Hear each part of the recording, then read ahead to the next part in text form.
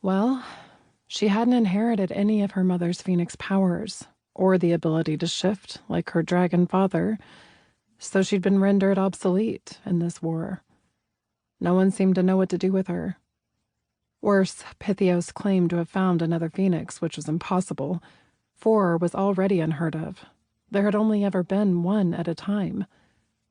What else could go wrong? She needed to get out.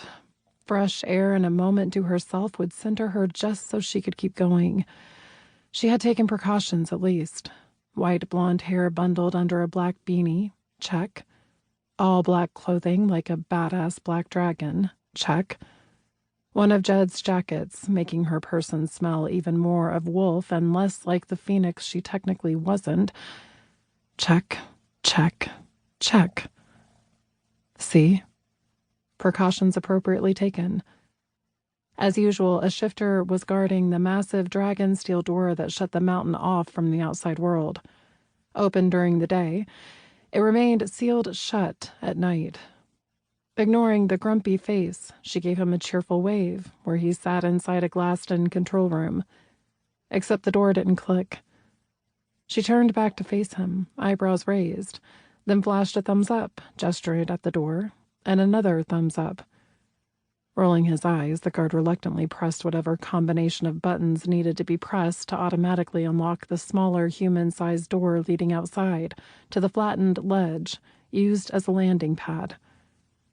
Outside, she paused and closed her eyes and breathed, letting the tension drain away as she stood under the clear, open sky. "It is not good for you to be out here unaccompanied." Angelika stiffened, her eyes shooting open. She knew that voice, though only from afar. Like dark silk or smooth bourbon, low and even, measured, from a man impossible to overlook. Turning her head, she found Airk Azdajah standing at the precipice, the white dragon shifter's toes practically hanging over the edge of the canyon below. "I can take care of myself," she said. Knee-jerk response. Everyone seemed determined that she was in need of protection.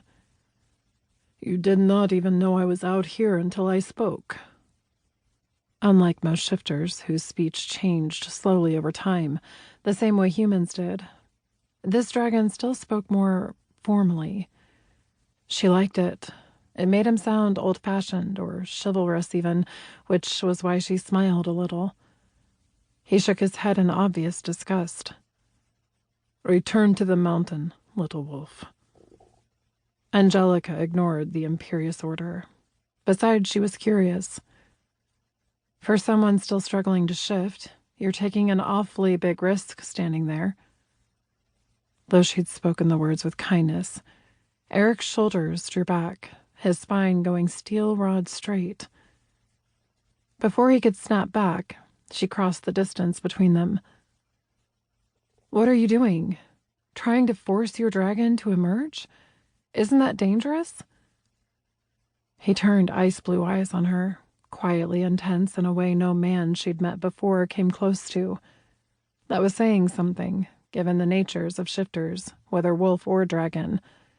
Probably Eric's way was a holdover from centuries kept in captivity with few to talk to. The thought of him alone and caged like that made her heart ache. She expected him to dismiss her again, that or dismiss the danger. Instead, his expression eased. "I am less concerned with falling to my death than I am with releasing a feral dragon." He had never released the animal within, according to Skylar, who knew him best, though that wasn't by much. Not long ago, her sister had been captured by Pytheios and locked in the Red Clan's prison in Everest with Airk. He was the one who'd helped Skylar escape. Or more accurately, they'd helped each other. "Then what are you doing out here?" she asked. Airk looked down into the deep ravine below before he raised his gaze to the stars, the cool light of the waning moon illuminating his face and setting his white hair aglow. His lips twitched as though a smile was beyond him, unused.